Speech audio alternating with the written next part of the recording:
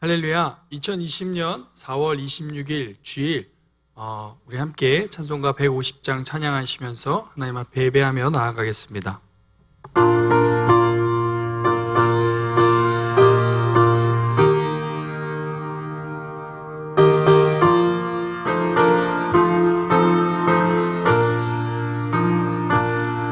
발보리 산 위에 십자가 섰으니 주가 고난을 당한 표라.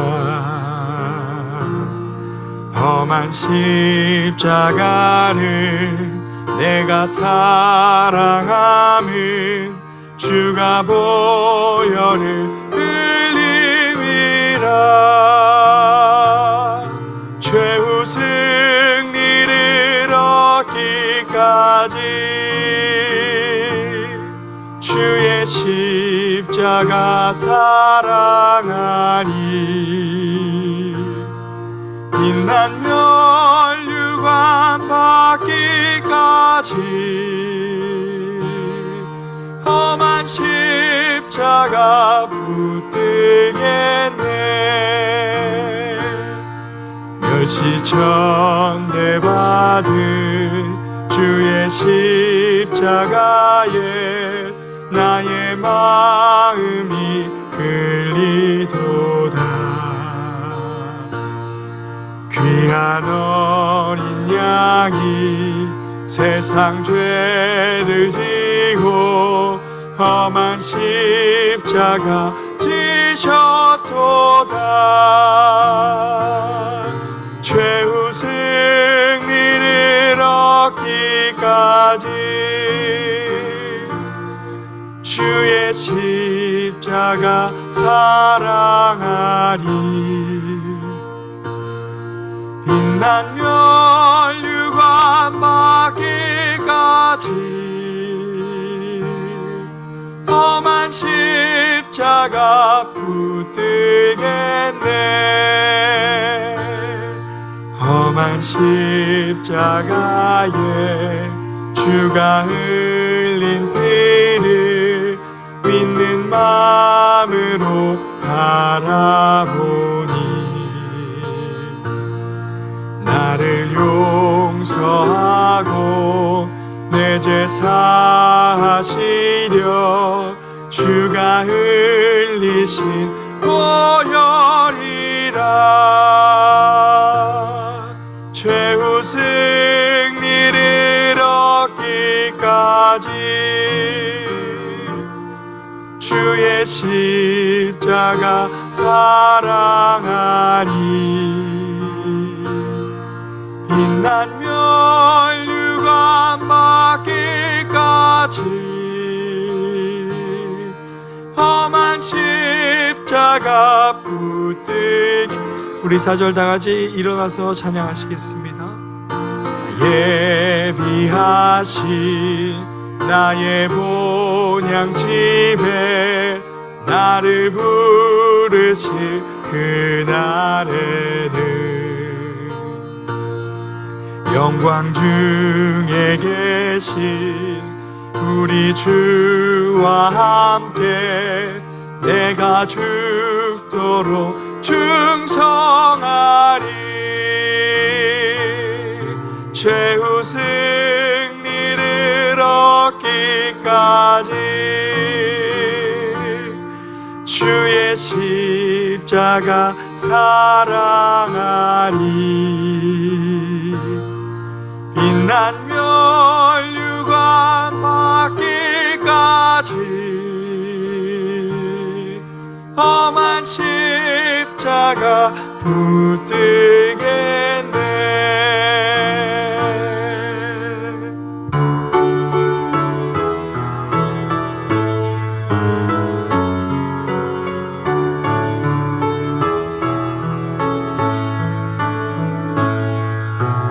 예수 우리 왕이여 이곳에 오소서.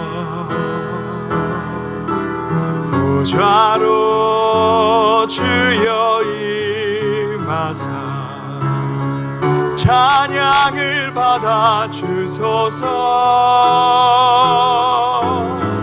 주님을 찬양하오니 주님을 경배하오니 왕이신 예수여 오셔서 좌정하사 다스리소서.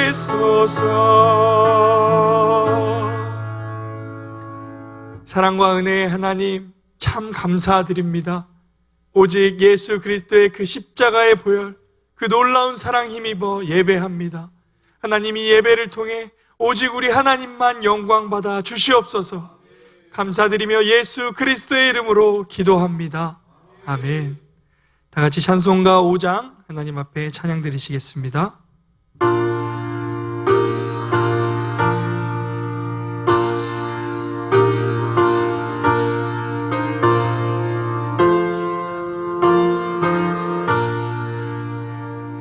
이 천지가 만물들아 복 주시는 주 여호와 전능 성부 성자 성령 찬송하고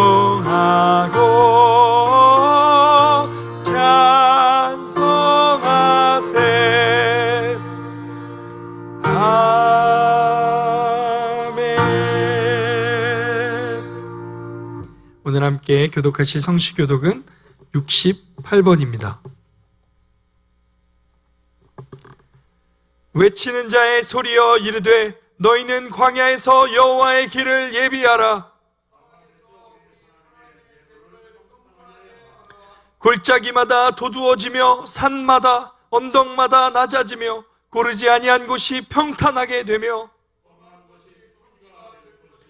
여호와의 영광이 나타나고 모든 육체가 그것을 함께 보리라. 말하는 자의 소리여 이르되 외치라. 대답하되 내가 무엇이라 외치리까 하니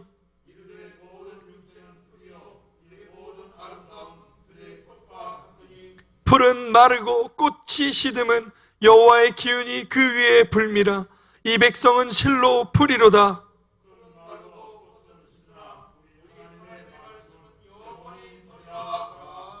아멘. 우리 다 같이 사도신경 들으심으로 우리의 신앙을 하나님께 고백드리시겠습니다. 전능하사 천지를 만드신 하나님 아버지를 내가 믿사오며 그 외아들 우리 주 예수 그리스도를 믿사오니 이는 성령으로 잉태하사 동정녀 마리아에게 나시고 본디오 빌라도에게 고난을 받으사 십자가에 못 박혀 죽으시고 장사한 지 사흘 만에 죽은 자 가운데서 다시 살아나시며 하늘에 오르사 전능하신 하나님 우편에 앉아 계시다가 저리로서 산자와 죽은 자를 심판하러 오시리라. 성령을 믿사오며 거룩한 공회와 성도가 서로 교통하는 것과 죄를 사하여 주시는 것과 몸이 다시 사는 것과 영원히 사는 것을 믿사옵나이다. 아멘. 우리 다 같이 자리에 앉으셔서 찬송가 430장 하나님께 찬양 드리시겠습니다.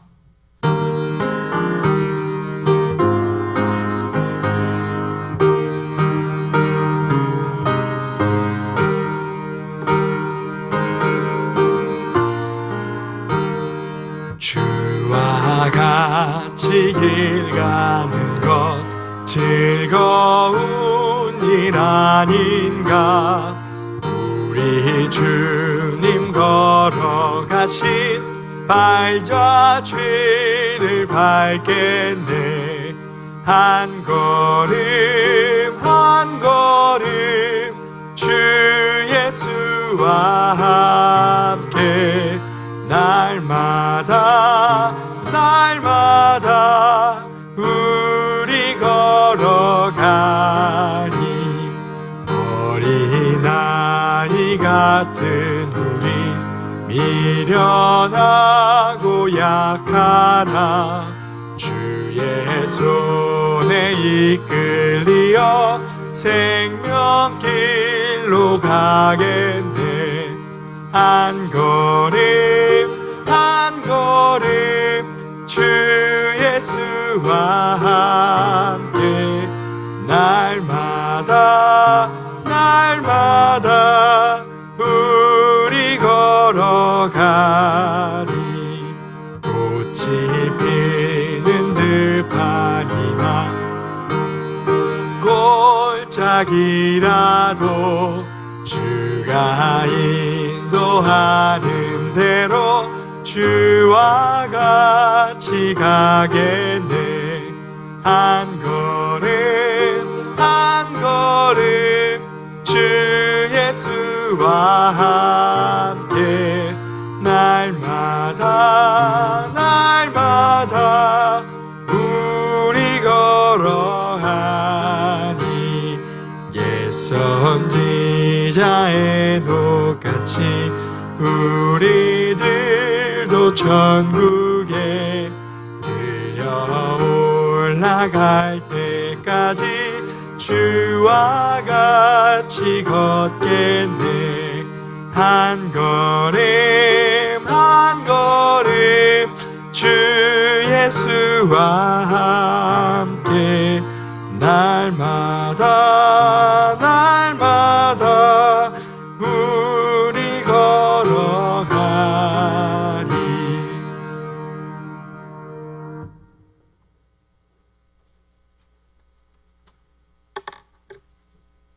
아버지 하나님, 감사합니다. 오늘까지 지켜 보호해 주시고 하나님을 예배하며 찬송하게 하시니 감사드립니다. 많은 사람을 놀라게 하는 코로나19 확진자 수가 점점 줄어들고 있음도 감사합니다. 아버지 하나님, 우리가 9주 동안 연속으로 가정에서 예배를 드리다 보니 여기에 점점 익숙해지고 경건함이 소홀해지고 있음과 나태함을 느끼고 있습니다. 아버지 하나님, 예수님과 함께 거룩하여 지어져가는 성전이 되어야 하는데 그렇지 못함을 구주 예수 그리스도의 보혈로 깨끗하게 씻어 주시옵소서. 하나님 아버지, 간구합니다. 두세 사람이 모이는 곳에 함께 하시겠다고 약속하신 말씀, 오늘 각 가정에서 이루어지게 하옵소서. 하나님을 예배할 때에 자세가 흐트러지거나 다른 곳에 마음이 뺏기지 않고 예배에 집중하도록 성령님 붙잡아 주시옵소서. 코로나19로 인해서 몸과 마음이 지치거나 상처 입은 자에게는 하나님의 위로와 힘을 주셔서 승리하게 하여 주시옵소서. 온 성도들이 교회에 모여 하나님을 경외하며 찬송과 영광을 돌리는 시기가 빨리 오도록 코로나19를 소멸시켜 주시옵소서. 이 시간 말씀을 듣겠습니다. 단위에 세우신 주의 사자, 기도와 간구에 응답해 주옵소서. 영육이 강건하게 하여 주시옵소서. 준비하신 말씀 선포하실 때에 성도들의 필요에 맞는 말씀으로 역사하여 주시옵소서. 영상으로 말씀을 전하지만 하나님의 권위 있는 말씀으로 들리며 깨달음이 있고 회개하는 마음을 주옵소서. 코로나19로 인해 교회가 모두 잠잠한 것 같으나 각 구역과 기관들과 각 가정에서는 믿음의 생활이 성령 충만하게 도와주시옵소서. 예배를 돕는 헌신의 손길 위에 성령 충만 주옵시고 기쁨과 감사로 가진 재능을 잘 활용하게 지혜를 주시옵소서. 순서마다 아버지 하나님 홀로 영광 받아 주시기를 원하옵고 예수 그리스도의 이름으로 기도드립니다. 아멘.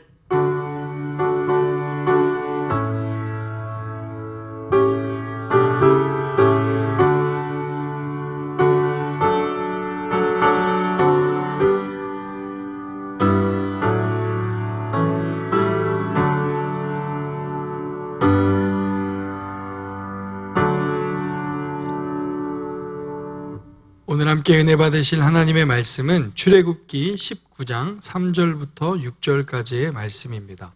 출애굽기 19장 3절부터 6절까지의 말씀입니다. 제가 가진 성경으로 구약 111페이지에 있습니다. 출애굽기 19장 3절부터 6절까지의 말씀 다 찾으신 줄 알고 제가 봉독해 올리겠습니다. 모세가 하나님 앞에 올라가니 여호와께서 산에 산에서 그를 불러 말씀하시되 너는 이같이 야곱의 집에 말하고 이스라엘 자손들에게 말하라.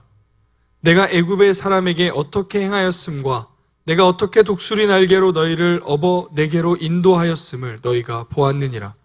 세계가 다 내게 속하였나니 너희가 내 말을 잘 듣고 내 언약을 지키면 너희는 모든 민족 중에서 내 소유가 되겠고 너희가 내게 대하여 제사장 나라가 되며 거룩한 백성이 되리라.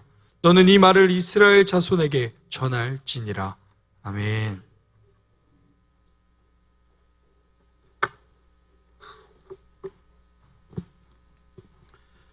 성도 여러분, 평안하십니까?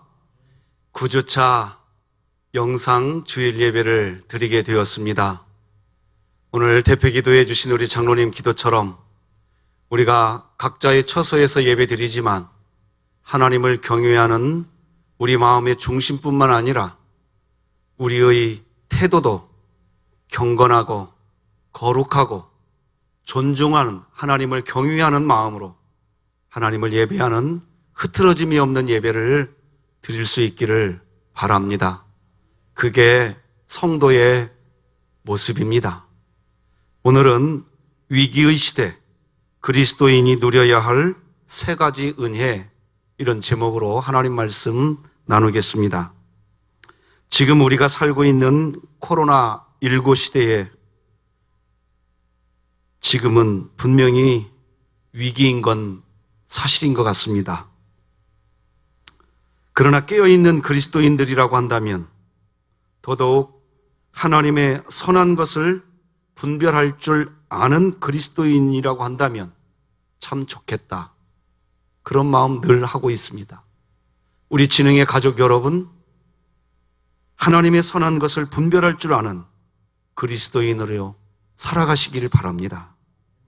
그래서 사도 바울은 빌립보 교회에 그리스도인이라고 한다면 선한 것을 분별할 줄 알아야 한다고 빌립보 1장 10절에 이렇게 기록합니다. 너희로 지극히 선한 것을 분별하며 또 진실하여 허물 없이 그리스도의 날까지 이르고. 크리스찬 선수가 큰 경기에서 승리하고 난 후 모든 영광을 하나님께 이렇게 말을 하곤 합니다. 승리의 그 기쁨, 하나님께 영광 돌리고 싶어하는 그 마음의 중심을 느낄 수 있는 말이지요. 그리고 이런 말을 하는 사람을 우리는 믿음 좋은 그리스도인이라고 인정해 주려고 하는 경향이 있습니다. 그리스도인으로서 참 바람직한 모습으로 인식되기도 합니다. 그런데 과연 그런가 하는 것입니다.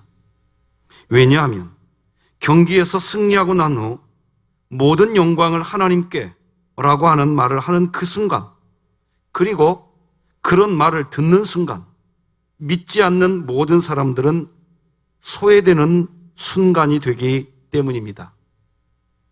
그런 하나님이 아니십니다. 분명히 하나님은 승리한 그리스도인을 기뻐하시는 분이 맞습니다. 그리고 그렇게 이야기하는 그리스도인을 통해 하나님의 영광 드러내려고 하는 그 중심, 하나님도 아십니다.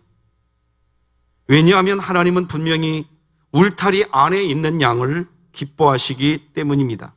하지만 하나님은 울타리 밖 잃어버린 양 때문에 99마리의 양을 잠시 놔두고서라도 한 마리의 그 소외된 양, 잃어버린 양, 그 소외된 양을 찾아서 목자는 길을 떠난다고 성경에 기록하고 있습니다.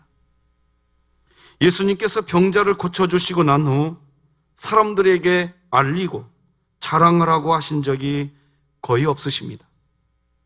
단지 대제사장에게 가서 자신의 병 나은 것을 알리고 이제 건강한 사람이 되었다는 것을 확인받으라고 하는 그런 차원에서만 알리라고 하였습니다. 왜 예수님은 병 고침받은 일을 침묵하기를 원하셨을까요?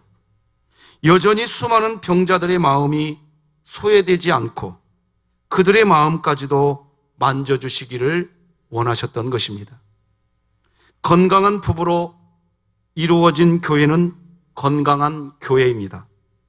그러나 너무 건강한 부부만 강조하다 보면 싱글 또는 깨어진 가정이 그 순간 소외됩니다. 한쪽을 강조하다가 다른 쪽이 소외되는 것은 바른 접근이 아닙니다. 부분에 대해 강조할 때에도 전체를 보는 가슴은 항상 열려 있어야 하는 것입니다. 그런 삶을 사는 사람을 그리스도인이라고 하는 것이지요. 여러분, 왜 성경에 등장하는 바리새인을 우리는 율법주의자이고 그리스도인이 경계해야 할 신앙생활이 무엇인가? 라고 하는 질문을 할 때 바리새인과 같은 신앙생활을 경계해야 한다고 할까요? 왜 그럴까요? 이유는 다른 데 있지 않습니다. 바리새인들은 분명히 열심과 열정이 있었지만 그들은 항상 누군가를 소외시키는 일을 서슴지 않았기 때문입니다. 자신들이 어떤 신앙에 좋은 행동을 하고 나면 그 행동을 한 만큼 다른 사람들, 특히 세리와 같은 사람들을 철저하게 소외시켜버렸습니다. 누가복음 18장 11절 12절 보면 이렇게 기록하지요. 바리새인은 서서 따로 기도하여 이르되 하나님이여 나는 다른 사람들 곧 토색, 불의, 간음을 하는 자들과 같지 아니하고 이 세리와도 같지 아니함을 감사하나이다. 나는 일해에 2번씩 금식하고 또 소득의 11조를 드리나이다 하고, 우리는 바리새인과 같이 신앙생활을 하면 안 됩니다. 왜 하나님은 사도 바울을 통해서 빌립보 교회에게 분별할 줄 아는 그리스도인이 되라고 하셨을까요? 사람들은 자신이 열정적으로 무슨 일을 하면 자신이 그렇게 한 만큼 누군가를 소외시키는 일을 하기 때문입니다. 아무리 열정적으로 금식을 하고 11조를 드린다고 해도 자신의 열정과 열심 때문에 누군가를 소외시키고 있다면 바리새인이 될 수 있는 것입니다. 누가복음 18장에 나오는 이 바리새인의 고백을 하나님께서 성경에 기록해 놓은 것은 그렇게 신앙생활 하지 말라고 기록해 주신 것입니다. 이런 태도는 자신만 잘났다고 자랑하는 태도입니다. 다른 사람들을 다 소외시키고 자기들만 잘났다고 허풍스러운 말을 하는 태도라는 겁니다. 이런 삶을 사는 게 그리스도인일까요? 이런 식의 삶이 교양인일까요? 이런 사람이 지도자가 되면 그 나라는 끔찍한 일이 벌어지고 맙니다. 소외될 수 있는 사람을 배려하는 사람이 좋습니다. 배려하는 사람이 같이 갈 수 있는 사람인 것입니다. 좀 잘 못해도 배려해 줄 줄 알아야지요. 좀 실수해도 기다려 줄 줄 알아야지요. 구원은 같이 가는 것입니다. 배려하는 사람이 죽어가는 사람을 건져내는 구원자가 되는 것입니다. 우리 진흥교회의 성도님들은 주변 사람들을 소외시키지 않고 챙겨주는 삶을 살았으면 좋겠습니다. 우리 진흥교회의 성도님들은 주변 소외될 수 있는 사람까지도 배려해주는 참 그리스도인으로 살아가시기를 주님의 이름으로 축복합니다. 그런데 주변 사람을 소외시키지 않고 배려할 줄 아는 참 그리스도인, 지극히 선한 것을 분별할 줄 아는 그리스도인이 되려면 여러분, 춘향이와 같은 자세가 필요합니다. 물론 소설 속의 인물이지요. 춘향이가 살던 시대는 절대 신분제 사회였습니다. 춘향이는 태어날 때부터 기생의 딸로 태어났습니다. 기생의 딸로 태어났다는 것은 곧 기생이라는 말입니다. 그래서 기생의 딸로 태어난 후 그 당시 법은 16살이 되면 기생으로 입적이 되었습니다. 그러나 춘향이는 자신이 기생이라는 것을 받아들이지 않았습니다. 어느 날 이몽룡이 춘향이를 기생으로 생각하고 접근합니다. 그때 춘향은 몽룡에게 말합니다. 나하고 친하게 지내려면 나를 기생으로 보면 안 된다. 나는 기생이 아니다. 나를 한 인간으로 보고 나를 한 여성으로 대해줘야 한다. 그래서 나는 당신과 사랑을 할 수 있다. 그래야 사랑을 할 수 있다는 겁니다. 그런데 이몽룡은 기생 아닌 춘향을 보고 사랑에 빠집니다. 이몽룡은 기생을 사랑한 게 아니라 춘향이라고 하는 사람을 사랑한 겁니다. 그런데 모든 사랑에는 위기가 오듯 이들에게도 위기가 옵니다. 바로 이몽룡 아버지가 서울로 전근을 가게 됩니다. 기생은 당시의 관노비 신분이었습니다. 관아의 관아를 떠날 수 없었기에 자연히 이몽룡은 춘향이와 이별을 하게 됩니다. 그리고 난 후 춘향이가 살고 있는 마을에 변학도가 오게 됩니다. 변학도는 춘향이를 향해 너는 기생이다. 너는 기생이다. 이렇게 외칩니다. 너는 한계가 있는 그런 인간으로, 너는 한계가 있는 그런 존재라고 묶어버리는 말인 것입니다. 그러면서 춘향이에게 수청들라고 합니다. 무슨 뜻인가요? 춘향이 너는 기생이라는 뜻입니다. 이런 상황에서 춘향이는 퇴장을 맞고 감옥에 갇혀 자신이 기생이 아니고 그냥 춘향이고 인간임을 굽히지 않습니다. 그리고 마침내 이몽룡이 어사로 그 마을에 오게 됩니다. 춘향이는 결국 기생이 아닌 인간으로서 정실 부인이 되는 것입니다. 지금 코로나19 시대, 이런 시대, 이때에 바로 춘향이와 같은 그리스도인이 참 많이 그리운 때입니다. 이 세상은 사람을 학력, 돈, 고향 등을 가지고 우리들을 묶어버리려고 하는 그런 세상입니다. 돈이 많으면 사람으로 대우하고 돈이 없으면 인정해주지 않으려고 합니다. 학력이 좋으면 사람으로 대우해주면서 그렇지 않으면 무시하는 사회가 되어버렸습니다. 정죄가 무엇인가요? 그 사람을 어떤 기준으로 묶어버리는 것, 그것이 정죄입니다. 자유를 빼앗아가 버리는 거지요. 세상에는 여론이 있고 또 세상에는 평판이 있습니다. 지금 세상은 자꾸 코로나 확산의 문제가 교회에 있는 것처럼 이야기되는 경향이 있습니다.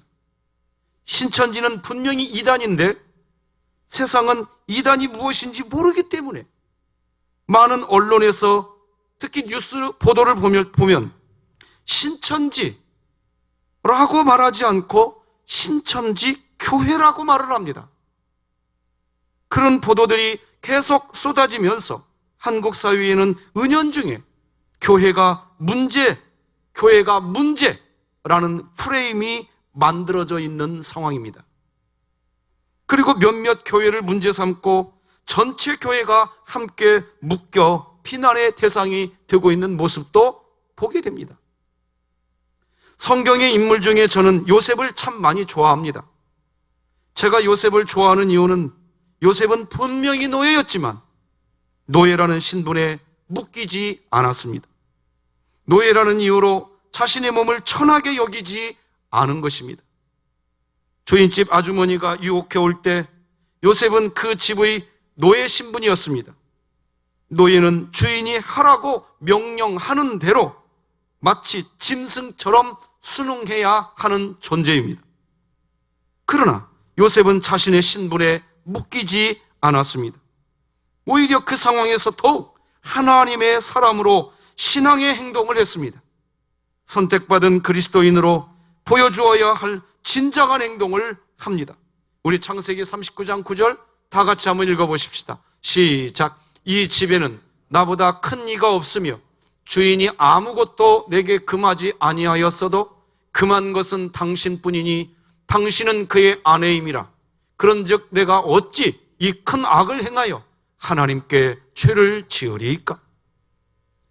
그리스도인과 교회는 특히 코로나19 시대에 세상의 공격, 세상의 비판에 묶이지 말아야 합니다. 그리스도인의 자유를 빼앗기지 말아야 합니다. 요셉은 노예였지만 묶이지 않았습니다. 그러자 하나님은 누구도 함부로 할 수 없는 형통한 사람으로 요셉을 세워 주십니다. 지금 한국교회와 우리 진흥교회가 가져야 할 자세입니다. 예배당 예배를 아직 열지 않은 것을 두고서 어떤 분은 저에게 왜 세상 눈치 보느냐고 하십니다. 하지만 저는 그분에게 자세히 설명해 드렸습니다. 저는 지금 세상 눈치를 보는 게 아닙니다. 세상에 묶이지 않는 교회를 세우기를 위해 기도하고 있다고 했습니다. 뉴스를 보면 유흥업소나 기타 다른 시설에서는 수많은 사람들이 모여서 자신들의 유흥을 즐기는 것을 저도 보게 됩니다. 그러면서 왜 교회에 대해 더 많은 이야기를 하는가 하는 것도 보고 있습니다. 저는 그런 뉴스를 볼 때마다 그것이 오히려 기회라고 생각합니다. 똑같은 상황인데 교회에 대해서 유독 강한 기준을 제시하고 있다는 것은 그래도 교회는 더 높은 수준의 상식을 가지고 있는 단체가 아닌가? 저는 사람들이 그렇게 지금도 교회를 인정하고 있다. 저는 그렇게 보고 있습니다. 보이지 않는 사람들의 교회를 인정하고 있는 이 흐름이 아직도 이 나라에 있구나.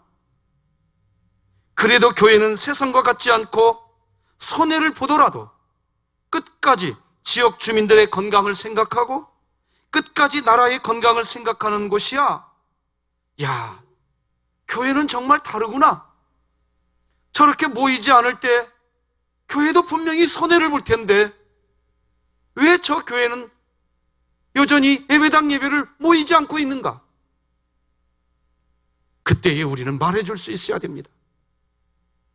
예수님이 병든 자를 위해서 이 세상에 오셨듯 소외되고 아픈 사람들을 위해 주님이 이 세상에 오셨듯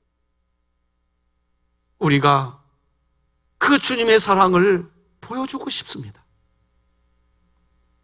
겉으로야 교회 탄압처럼 보일 수 있으나 교회가 지금 해야 할 일은 정말 끝까지 세상을 위해 존재하고 세상의 구원을 위해 존재하는 이 땅의 유일한 단체구나 라는 것을 보여주어야 한다고 봅니다.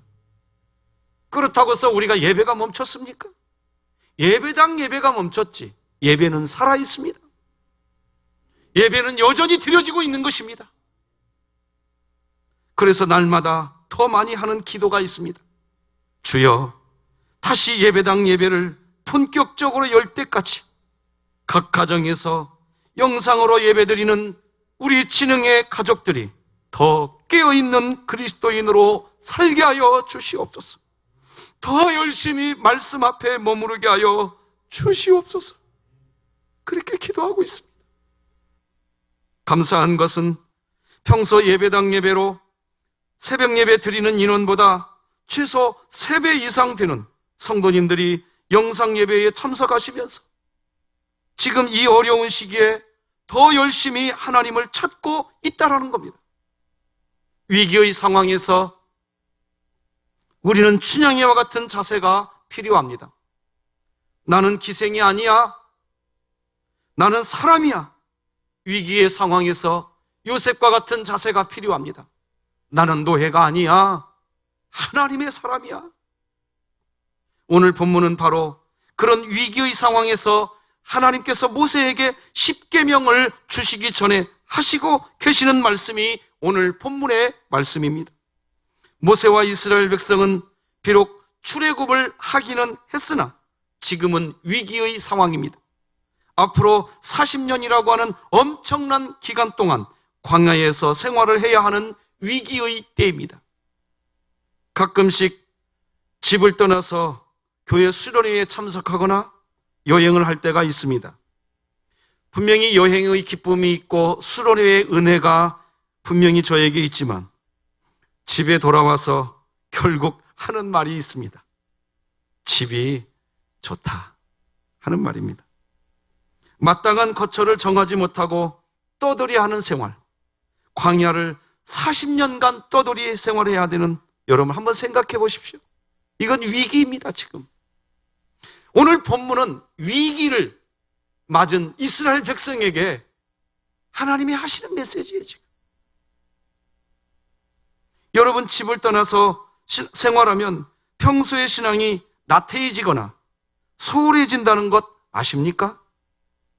사람은 본능적으로 새로운 환경에 가면 그곳의 삶에 적응하기 위해서 평소의 삶을 소홀히 하는데 가장 먼저 소홀히 하는 게 신앙생활이더라고요. 그런데 이스라엘 백성들은 지금 40년, 평생을 노예로만 살았다가 그러다가 이제 광야 40년 생활을 어떻게 살아야 할지, 무엇을 기준으로 삼고 살아가야 할지 아무런 기준도 없고 지금 방향도 없는 그런 상태입니다. 그저 애굽에서 나왔을 뿐입니다. 지금은 이스라엘 백성에게 바로 위기의 때인 겁니다. 마치 지금 코로나19 시대로 교회가 위기라고 말하는 것과 비슷하게 느껴집니다. 그래서 하나님은 삶의 기준인 10계명을 지금 주시려고 하는 것입니다. 이 위기의 때에 기준이 있어야 한다는 겁니다. 먼저 하나님은 애굽에서 어떻게 나오게 되었는지를 기억해 보라고 4절에서 이야기합니다. 다 같이 한번 읽어보십시다. 시작. 내가 애굽 사람에게 어떻게 행하였음, 내가 어떻게 독수리 날개로 너희를 업어 내게로 인도하였음을 너희가 보았느니라. 이스라엘 백성이 애굽에서 나오게 된 것은 정말 놀라운 하나님의 기적이었고 역사를 이끌으시는 하나님의 능력이었습니다. 그리고 그런 하나님의 기적을 이스라엘은 보았습니다. 그런데 그런 능력을 경험하기는 했지만 이제 앞으로 이스라엘이 살아가야 할 삶은 다시 말씀드리지만 위기의 상황입니다. 광야 40년을 지내야 하는 상황이죠.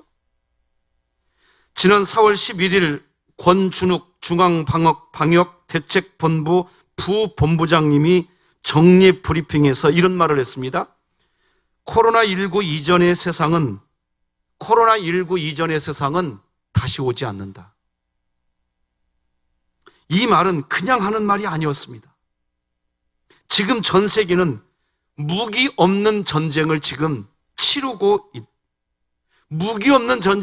치르고 있는데 이제 앞으로 세상은 바이러스와의 전쟁을 치르는 위기의 세상을 계속해서 살아가야 한다는 말이었습니다. 이런 상황에서 우리 그리스도인들은 어떤 자세로 이 세상을 살아가야 할까요? 두 가지 자세가 먼저 필요합니다. 첫째는 이 세상의 모든 것이 다 하나님께 속해 있다는 자세입니다. 출애굽기 19장 5절 다 같이 읽어봅시다. 시작. 세계가 다 내게 속하였나니. 아멘. 하나님께서 세계가 다 내게 속하였나니 라고 말씀하시는 것은 사람들이 하나님께 붙어 다니는 인생이 되어야 한다는 뜻의 이야기를 하시고 계시는 것입니다. 하나님께 붙어 있어야 돼요. 하나님께 붙어 다니는 사람이 제일 강한 사람입니다. 왜 하나님은 우리에게 좁은 문으로 들어가라 라고 말씀을 하실까요? 우리 보고 좁은 문이라고 하는 이 고생을 해야 한다는 그런 뜻일까요? 아닙니다. 이것은 예수님과 붙어 다니라는 뜻입니다. 왜냐하면 좁은 문 이꼴 예수님이기 때문입니다. 좁은 문으로 들어가라. 그 말은 예수님과 붙어 다니라는 뜻입니다. 즉 좁은 문으로 들어가는 것은 다시 말하지만 예수님께 붙으라는 뜻입니다. 좁은 문은 안에서 밖으로 나가든지 아니면 밖에서 안으로 들어오든지 하는 게 문이고 통로입니다. 그런데 그런 문이 닫혀 있으면 출입을 할 수가 없습니다. 그런데 왜 좁은 문인가? 좁은 문이 예수님이기 때문이에요. 예수님은 밖에서 안으로 들어가든 안에서 밖으로 나가든 열려있는 문이라고 요한계시록 3장 8절이 분명히 이야기합니다. 볼지어다 내가 네 앞에 열린 문을 두었으되 능히 닫을 사람이 없으리라. 아멘. 여기서 열린 문은 예수님이십니다. 우리는 예수님께 붙어 있어야 됩니다. 그래야 그 문을 통해서 밖으로 나갈 수도 있고 안으로 들어올 수도 있고, 즉 천국에 갈 수 있다는 뜻입니다. 예수님은 구원의 문이고 예수님은 열린 문입니다. 문이 열려 있을 때는 문이 있는지도 모르고 그 문을 사용하면서 사람들이 왕래합니다. 쉽게 다닙니다. 그런데 그 문이 닫히면 그때부터 사람들이 비로소 인식하기 시작합니다. 일단 문이 닫히면 낭패가 됩니다. 아무것도 통행할 수 없습니다. 하나님은 왜 모세에게 세계가 다 내게 속하였나니 라고 그렇게 말씀하시나요? 다른 데 붙어 있지 말고 예수님께 붙어 있으라는 뜻입니다. 광야 40년을 가는 동안 예수님께 붙어 있으라는 뜻입니다. 코로나19 이 시대에 예수님께 붙어 있으라는 뜻인 줄 믿으시길 바랍니다. 예수님께 붙어 있어요. 지금은 분명히 위기의 시기입니다.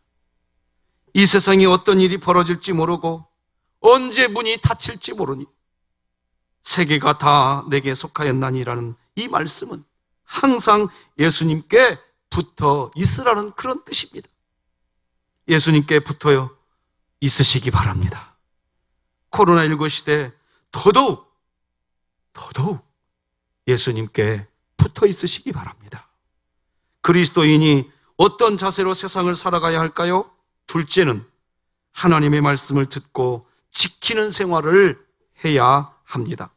오늘 본문 5절에 보니까 너희가 내 말을 잘 듣고 내 언약을 지키면 이렇게 되어 있습니다. 코로나19로 인해서 영상 예배를 드리면서 가장 염려되는 게 있는데 그것은 성도님들이 예배를 그야말로 보는 예배만 드리게 되는 것, 저는 그게 염려가 됩니다. 나는 오늘 핸드폰으로 텔레비전으로 영상 예배 보았어. 이것이 예배인 것으로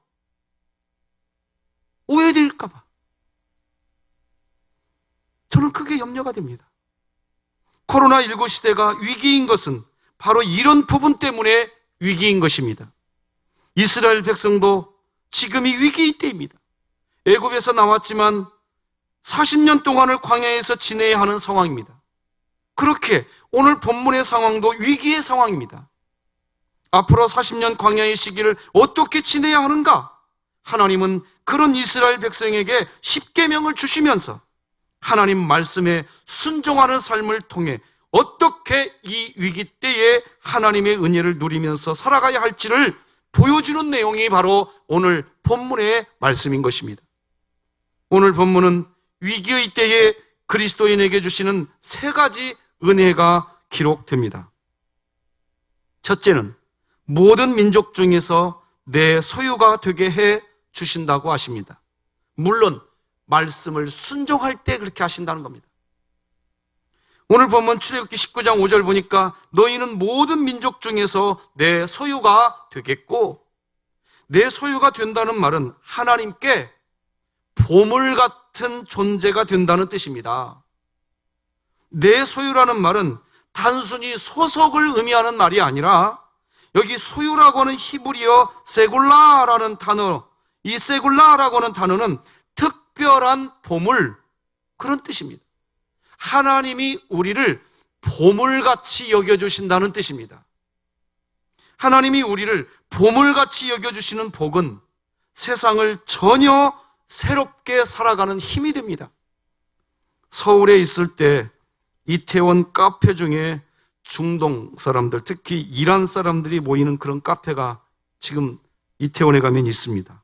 그 카페에 자주 간 기회는 없었어요.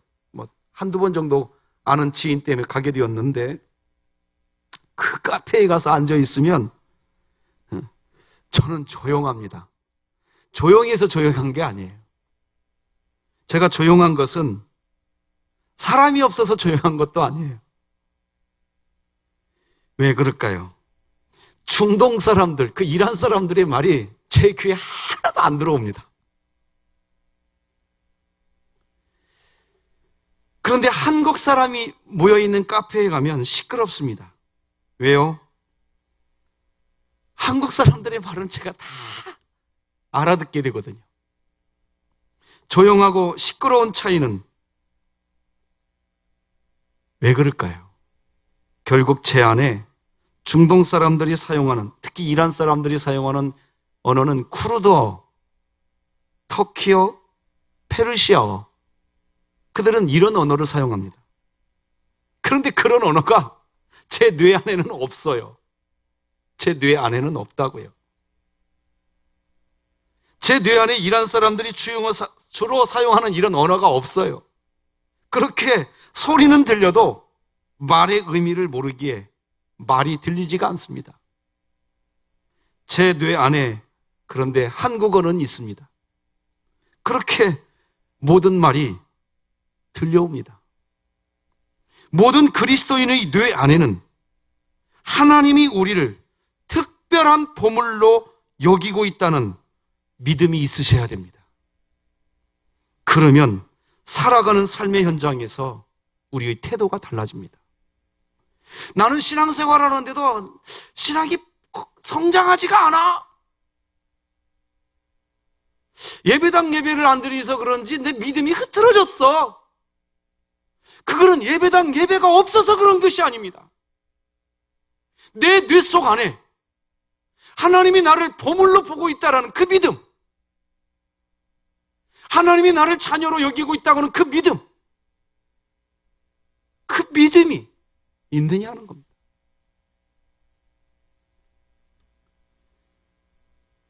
하나님께서 내 안에 계시고 내가 하나님의 안에 있다고, 그러면 우리는 달라집니다. 바람 소리 하나도, 지나가는 자동차 소리도, 나에게 일어나는 일들이 새롭게 해석이 됩니다. 하나님이 나를 특별한 보물로 보고 계시다는 게 해석이 됩니다. 느껴집니다. 놀라운 일들이 경험됩니다. 삶이 행복합니다. 그때에 할 수 있는 고백이 있습니다. 하나님이면 충분하다. 하나님은 광야 40년 생활 동안 이스라엘 사람들이 이렇게 살기를 원하셨던 것입니다. 코로나19 시대에 우리 그리스도인들에게 하나님의 소유, 하나님으로부터 특별한 보물로 여겨지는 은혜, 우리 진흥교회 성도 여러분들이 누릴 수 있기를 바랍니다. 위기의 때에 예수님께 붙어 있고 예배를 보는 사람이 아니고 예배를 드리는 사람으로서 말씀에 순종하는 삶을 사는 그런 그리스도인들에게 주시는 두 번째 은혜는 제사장 나라가 되게 해 주시는 것입니다.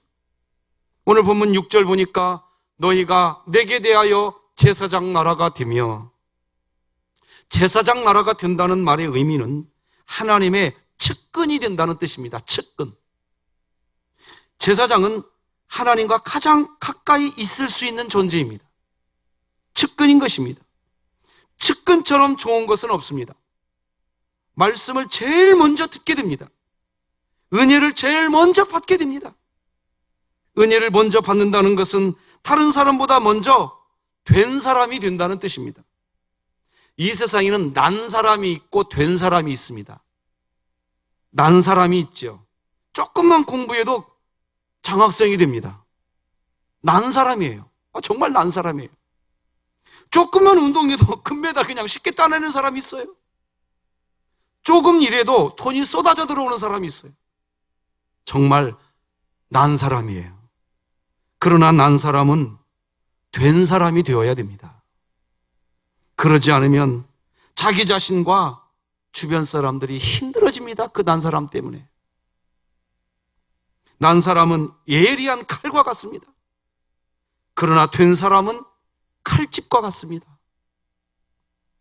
칼집은 하나님 또는 신앙입니다. 한꺼번에 표현하면 하나님 안에 있는 신앙인 것입니다. 칼집이 없으면 그 날카로운 칼로 자신을 베고 곁에 있는 사람을 베게 됩니다. 날카로운 칼은 칼집이 없으면 매우 위험합니다. 난 사람은 반드시 그래서 된 사람이 되어야 됩니다. 하나님은 우리에게 칼집부터 주십니다. 그게 복이기 때문입니다. 신앙의 칼집을 먼저 마련해야 합니다. 그러면 하나님께서 마음껏 은혜를 부어주십니다. 사실 날카로운 칼은 실력이고 능력입니다. 그러나 신앙의 칼집 없는 날카로운 그런 칼을 받으면 좋은 차 타고 다니면서 교만해집니다. 좋은 집에 살면서 무기력증에 빠지게 됩니다. 많은 재물을 가지고 있으면서 가정을 깨트리고 정욕대로 살아가기 쉽습니다. 그러니 빨리 은혜를 받으셔서 칼집을 소유하셔야 됩니다. 바로 칼집을 받아야 하는 것입니다. 하나님의 측근이 되어서 제사장 나라가 되어서 그렇게 날카로운 칼을 가지고 있으면서도 칼집이 있는 그런 기쁨을 누려야 합니다. 교회 안에 칼집이 없이 칼만 있는 분들이 계시면 그 교회는 상처투성입니다. 일은 기가 막히게 잘합니다. 그렇게 잘할 수가 없어요. 그런데 그 사람이 일을 하기만 하면 상처받는 사람들이 생겨나는 거예요. 상황이 좋아지는 것을 은혜라고 할 수 없고 칼집이라고 할 수 없습니다. 상황이 좋아지면 해결될 거야 라고 하지만 결코 그렇지 않습니다. 어떤 집은 시어머니의 고집으로 풀리지 않는 가정이 있습니다. 그래서 어머님이 돌아가시면 숨 돌릴 수 있을 거야, 그런 마음을 먹습니다. 그 어머니 그런데 돌아가시지 않고 100세 막 이상 사십니다. 혹시 세상 떠나시면 문제가 없을 것 같습니까? 자녀들이 하나씩 문제 일으키게 됩니다.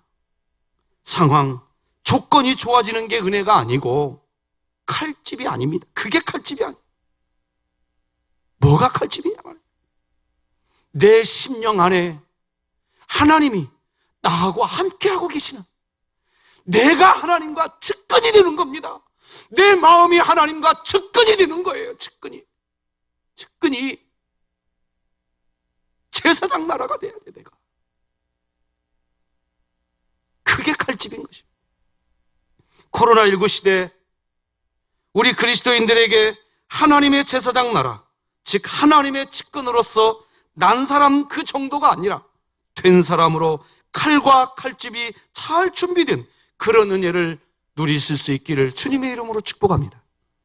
위기의 때에 우리 주님께 붙어있고 예배를 단순히 보는 사람이 아니고 예배를 드리는 사람으로서 말씀에 순종하는 삶을 그리스도인에게 주시는 세 번째 은혜는 거룩한 백성이 되게 해 주시는 것입니다. 오늘 본문 6절 보니까 거룩한 백성이 되리라. 너는 이 말을 이스라엘 자손에게 전할지니라. 거룩한 백성이 된다는 것은 다르게 산다는 것입니다. 다르게 산다는 것, 그것이 거룩입니다. 우리는 하나님의 편지입니다. 사람들은 우리를 보고 하나님의 뜻을 알게 됩니다. 영의 세계는 세상과 기쁨이 다릅니다. 돈, 섹스, 권력, 이 세상에 이런 것들이 기쁨이라고 한다면 성도의 기쁨은 예배가 기쁨이고 사명이 기쁨이고 찬송이, 기도가, 섬김이, 그것이 기쁨인 것이죠. 교회에 다니고 있어도 그가 무엇을 기뻐하는지를 가만히 보면 그 사람이 어떤 사람인지 알 수 있습니다. 뭘 기뻐하는가? 여러분은 뭘 기뻐하고 계십니까? 여러분의 기쁨은 뭡니까? 영의 세계는 세상과 두려움이 다릅니다. 세상은 군사력, 경제력, 사람들의 평판을 두려워합니다. 그러나 성도는 하나님 외에는 두려워하지 않습니다. 다름이 거룩인 것입니다. 교회를 다니면서도 사람들의 평판에 두려워하는 분들이 계십니다. 자신의 경제력이 없는 것으로 두려워합니다. 하지만 거룩한 백성의 은혜를 받으면 세상을 이제 다르게 살 수 있습니다. 세상 사람들은 코로나19로 인한 경제력의 약화를 두려워합니다. 사람들의 평판을 두려워합니다. 하지만 그리스도인들, 특히 거룩한 나라의 은혜를 받으면 그런 일에 두려워하지 않습니다. 세상이 아무리 경제력을 무기 삼아서 덤벼와도, 평판을 무기 삼고 덤벼와도 두려워하지 않습니다. 여호와 하나님의 이름이 있으면 다윗처럼 세상에서 당당해집니다. 우리 사무엘상 17장 45절 같이 읽어봅시다. 시작. 다윗이 블레셋 사람에게 이르되 너는 칼과 창과 단창으로 내게 나아오거니와 나는 만군의 여호와의 이름 곧 네가 모욕하는 이스라엘 군대의 하나님의 이름으로 내게 나아가노라. 할렐루야. 우리는 지금 여전히 코로나19 시대의 삶을 살아야 하고, 질병관리본부에서는 코로나19 이전의 시대는 이제 오지 않을 수도 있다고 합니다. 이런 시대에 우리 진흥의 가족 여러분, 여러분이 위기의 때에 예수님께 붙어 있고 예배를 보는 사람이 아니고 드리는 사람으로서 말씀에 순종하는 삶을 사는 그리스도인에게 주시는 모든 민족 중에 하나님의 소유가 되는 은혜 받으시기를 바랍니다. 하나님의 특별한 보물로 여겨주시는 은혜를 받게 되시기를 바랍니다. 또한 제사장 나라가 되는 은혜, 하나님의 측근이 되는 은혜를 받으시기를 바랍니다. 마지막 세 번째는 거룩한 백성이 되는 그런 은혜, 영의 사람으로서 세상을 다르게 사는 은혜를 받으시기 바랍니다. 기도하시겠습니다. 하나님 아버지, 위기의 시대에 하나님이 주시는 은혜가 있다는 것을 알게 되었습니다. 이 위기의 시대에 우리가 하나님의 소유가 된다는 은혜 누릴 수 있게 하여 주시옵소서. 우리가 하나님의 측근이 되게 하여 주시옵시고 거룩한 백성으로 세상과 다른 인생을 살아갈 줄 아는 주님의 자녀들 되게 하여 주시옵소서. 예배당 예배로 멈춰져 있는 이 상황 때문에 나는 믿음이 약해졌어, 내 믿음은 좀 약해졌어. 아니, 하나님, 오히려 나는 이 위기의 때에 오히려 더 하나님을 붙들게 되었고, 내 이 몸의 질병 때문에 나는 더 하나님을 찾게 되었고, 나의 상황의 어려움 때문에 내 기도가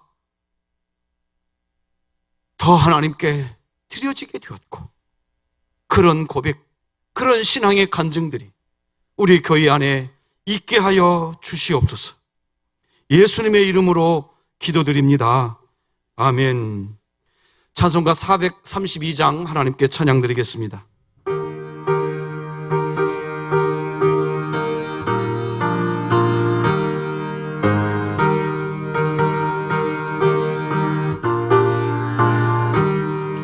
큰 물결이 설레는 어두운 바다, 저 등대의 불빛도 희미한데 이 풍랑에 배 저어 항해하는 이 작은 배 사공은 주님이라.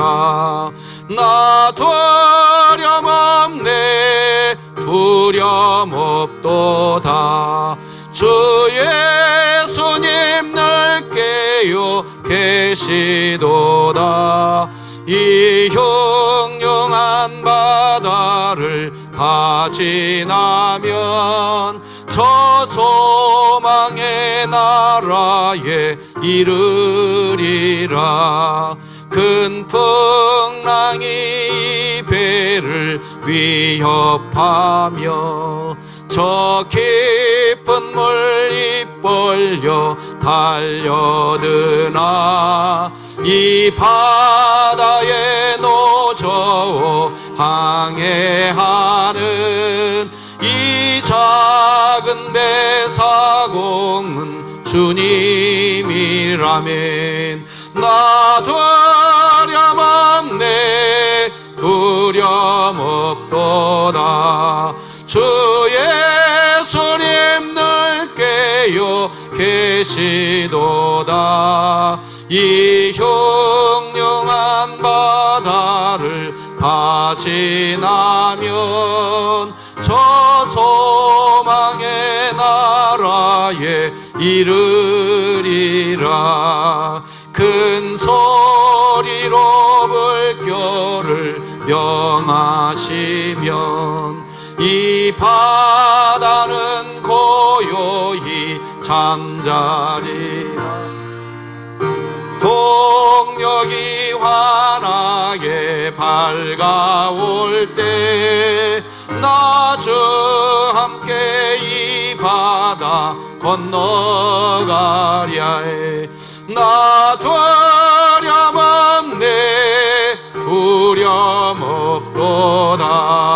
주 예수님 늘 깨어 계시도다.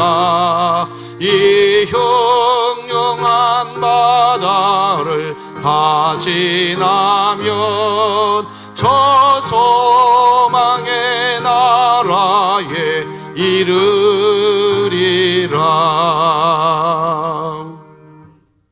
하나님 아버지 감사합니다. 애굽에서 나오기는 했으나 광야의 인생을 살아가야 하는 이 위기의 시대에 십계명의 말씀을 허락하시면서 하나님께서 이스라엘 백성들을 붙들어 주셨던 것처럼 오늘도 이 예배를 통하여 우리 지능의 가족들의 영혼과 신앙의 삶을 붙잡아 주시니 감사합니다. 하나님을 예배할 수 있는 것, 우리도 지금도 하나님을 찬양할 수 있는 것, 이렇게 예물을 구별하되 12일조를 구별하고 감사예물과 선교예물, 구제예물과 주정헌금, 성미를 구별하며 이삭죽기 마당에 참여하고 리모델링의 마음을 묶을 수 있는 이 마음, 하나님께서 보혜사 성령님을 지금도 우리의 심령 안에 허락하여 주시고 우리의 연약함을 그냥 놔두지 아니하시고 붙잡고 계시기에 오늘도 예배하며 예물을 드리게 되는 줄 믿습니다. 하나님 이 예물 흠양하여 주시옵시고 이 예물이 쓰여질 때에 주의 뜻 가운데에 쓰여지게 하시며 하나님 나라, 하나님 영광, 하나님의 권세 드러나게 하여 주시옵소서. 어려운 시대를 살아가고 있지만 우리 하나님께서 신령한 복, 기름진 복으로 채우시는 놀라운 은혜를 경험하는 기회도 되게 하여 주시옵소서. 예수님의 이름으로 기도드립니다. 아멘. 할렐루야. 자, 우리 각 가정에 있는 성도 여러분 서로서로 인사하십시다. 위기의 시대 하나님의 은혜가 더 풍성하시기 바랍니다. 자, 우리 서로 인사하십시다. 위기의 시대 하나님의 은혜가 더 풍성하시기 바랍니다. 감사합니다. 영상으로 교회 소식 듣겠습니다. 진흥교회에 오신 새가족 여러분을 환영합니다. 등록하신 새가족 형제자매님과 찾아주신 여러분을 환영합니다. 2020년도 교회표어는 복음을 전수하는 가정, 가정을 세우는 교회입니다. 오후 예배는 가정예배로 드립니다. 가정예배 자료는 교회 홈페이지 나눔터에서 우리집 가정예배로 들어가 확인하시기 바랍니다. 코로나19 상황에 따른 경건운동을 위한 성경 통독이 4월 1일부터 4월 30일까지 있사오니 많은 참여 바랍니다. 매일 새벽 예배 업로드 시간이 오전 5시에 있습니다. 수요 예배 업로드 시간이 오후 7시 30분에 있습니다. 주일 낮 예배 업로드 시간이 오전 9시와 11시에 있습니다. 유튜브 진흥교회 채널에서 시청 가능하며 유튜브 진흥교회에 가입해 주시기 바랍니다. 4월 정기당회가 금일 오후 2시 당회실에서 있으며 예배 결정사항은 정기당회 후 성도님들께 개별 연락드리겠습니다. 예배 시간에 드린 건축헌금과 일반 헌금은 진흥교회 계좌인 새마을금고 계좌로 보내주시기 바랍니다. 가능하면 계좌이체로 헌금해 주시고 특히 장로님, 안수집사님, 권사님들께서는 꼭 계좌이체로 헌금해 주시기 바랍니다. 만약 계좌이체가 어려운 분은 화요일, 목요일, 토요일 오전 10시에서 12시 또는 오후 1시에서 4시 사이에 교회로 가져와 주시면 감사하겠습니다. 헌금 항목은 별도로 적어서 1층 교육자실 또는 2층 사무실로 보내주시면 항목별 헌금 개수 처리하겠습니다. 코로나19 사태로 소독하는 일은 4월 19일로 총 11회에 걸쳐서 마무리했습니다. 그동안 소독하는 일에 소독 섬김이로 수고해주신 문성식 원로장로님, 김대석 원로장로님, 안찬균 은퇴장로님, 임성길 장로님, 이양칠 장로님, 김영일 장로님, 송대식 안수집사님, 박문철 안수집사님, 황승진 협동 안수집사님, 길병삼 집사님, 경기복 집사님, 송영덕 집사님과 관심을 가져주신 모든 성도님들께 감사드립니다. 이삭줍기 마당 사랑나눔의 김성철 집사님, 이주아 집사님 가정에서 남편 사업장 축복과 이번 코로나19 사태에 건강 지켜주심 감사하여 드리셨습니다. 이상으로 교회 소식을 마치겠습니다. 감사합니다. 사랑하는 성도 여러분, 오늘 4월 정기당회에서 논의해서 예배당 예배 여부를 이제 결정하고 개별로 연락드리겠습니다. 이제 다 자리에서 일어나셔서 우리 찬송가 620장 하나님께 드리시겠습니다.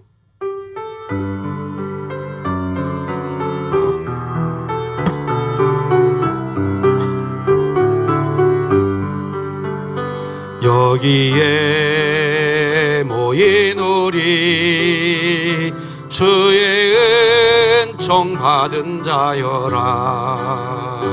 주께서 이 자리에 함께 계심을 아노라. 언제나 주님만을 찬양하며 따라가리니 시험을 당할 때도 함께 계심을 믿노라. 이 믿음 더욱 거세라. 주가 지켜주신다. 어두운 밤에도 주의 밝은 빛 인도하여 주신다. 예수님의 은혜와 하나님 아버지의 사랑과 성령님의 교통하심이 우리 진흥의 모든 성도들의 심령과 각 가정 위에 우리 진흥교회 위에 이제로 영원토록 함께할지어다. 아멘.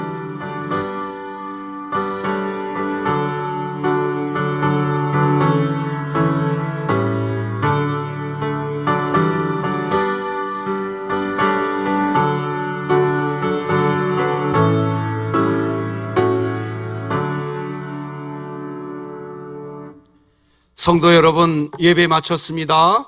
주님과 함께 동행하는 한 주간 되시기를 주님의 이름으로 축복합니다.